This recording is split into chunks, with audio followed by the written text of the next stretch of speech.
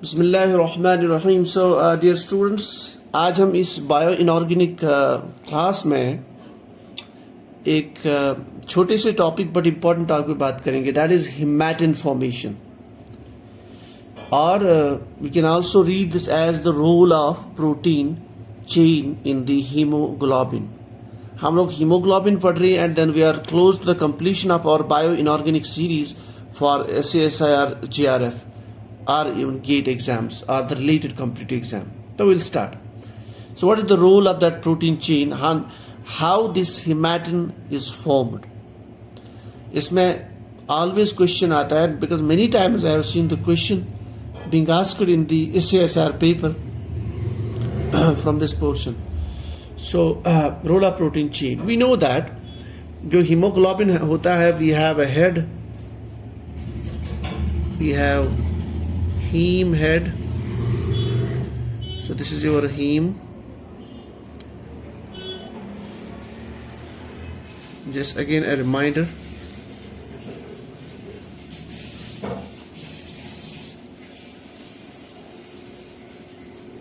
So we have this heme head.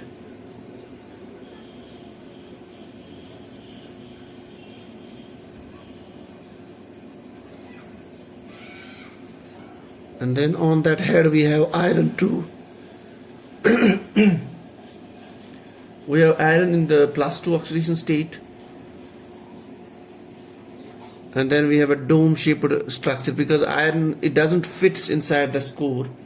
So this is one pyrrole ring, this is another pyrrole ring, another pyrrole ring, another pyrrole ring, and they are connected together by those methine bridges. Okay, so I'm just showing them in a shortcut. So they're connected by the methine bridges, whatever. Okay, one double bond. So this is also connected by the methyl bridge here on this side. Just not show it. So this iron remains at the top of that plane, so it's a pyramidal shape. Now this portion is your heme group, and then we have a protein chain which is attached here through nitrogen of the imidazole ring of amino acid. This is our imidazole protein, this is a portion. So through that imidazole ring of the protein chain, it's attached through the nitrogen to this iron. So this is basically your porphyrin part, this is your heme part, and then this is your protein chain. Fine. Now the question is, what is the role of this protein chain, this globular protein chain, in this whole hemoglobin unit? That's our question. देखिए, normally क्या होता है, since we have nitrogen atoms here, we have iron also, this is considered to be the polar part. So your head, heme portion is polar, or it is hydrophilic. That is, it's water loving. So this is hydrophilic. The nature of the head is polar. While as the nature of this chain, this is your non-polar,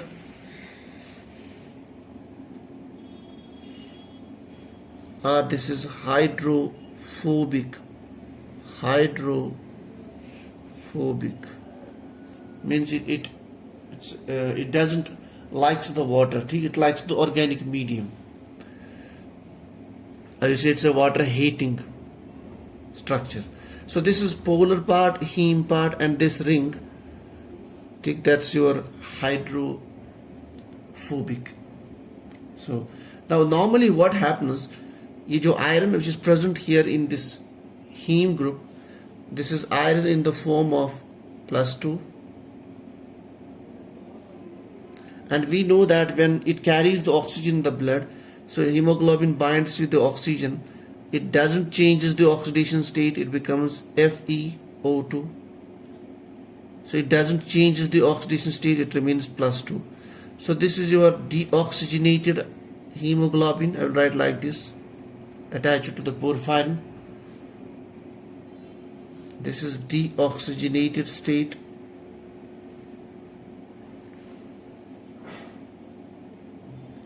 This is called as oxygenated state. Oxygenated state. So in the oxidation state also, the oxidation state of iron doesn't changes. Only oxygen binds with the iron, but its oxidation state doesn't change. So it remains +2. But now why it remains +2? It is because this protein chain plays an important role. Normally what it does, it covers this hemoglobin portion.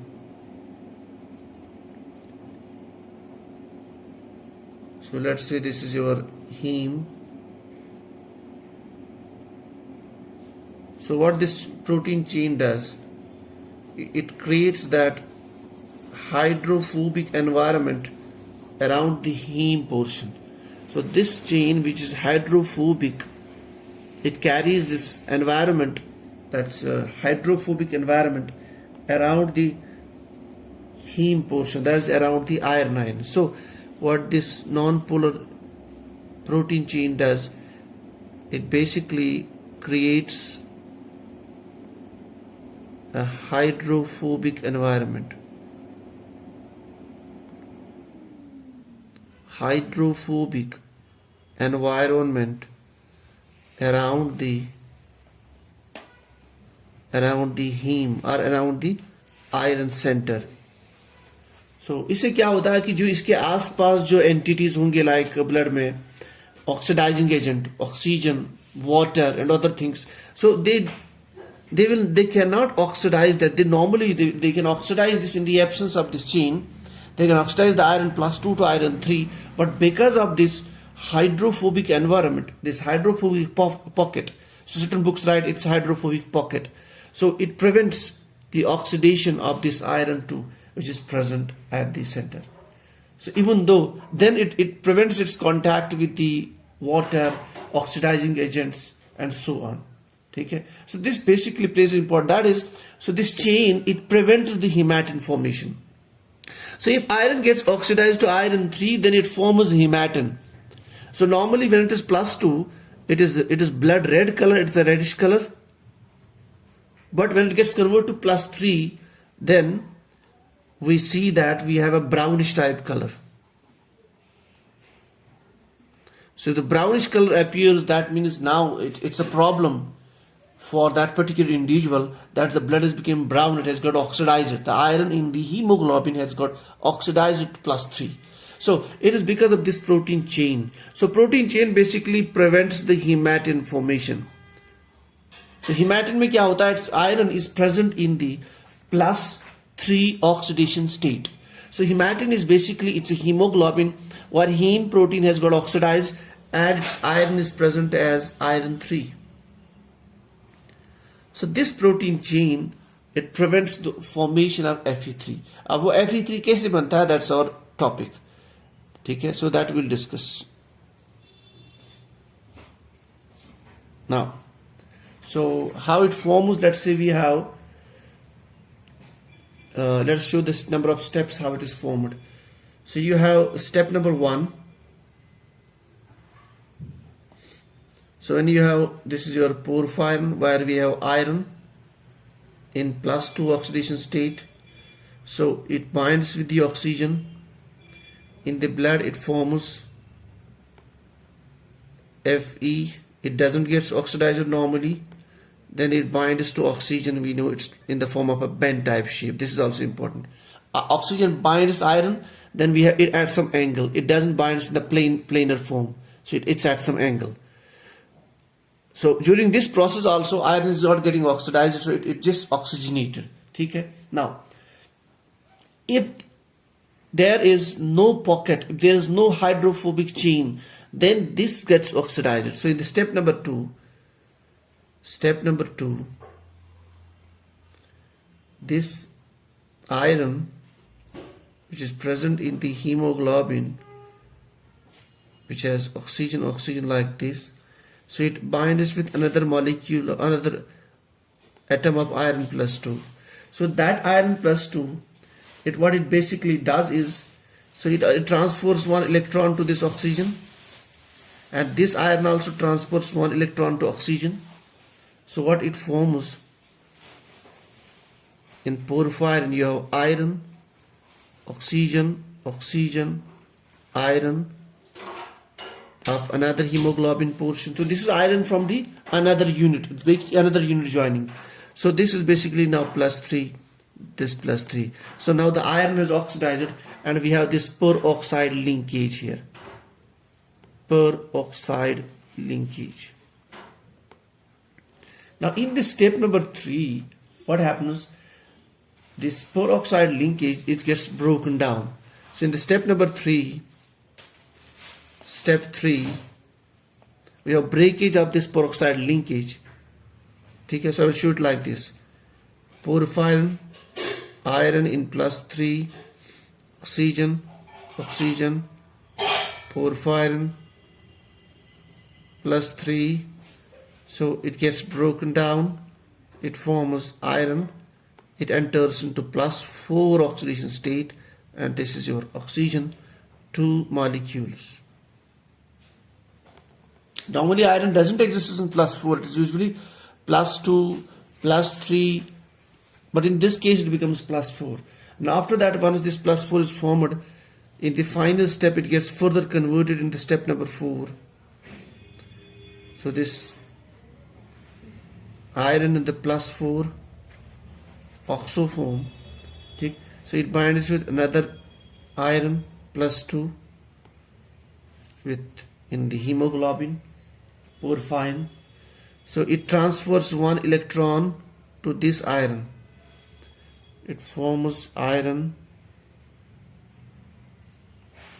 oxygen, iron, porphyrin. So this is your +3 now. By transferring 1 electron, it becomes +3. So this is also +3. So iron is +3. Now this structure is basically your hematin. So in the hematin you have iron, oxygen, iron linkage, and each iron atom is present in the +3 oxidation state. So this is basically, because of this, you have the bluish color. You have the bluish color. Sorry, this brownish color in the hematin.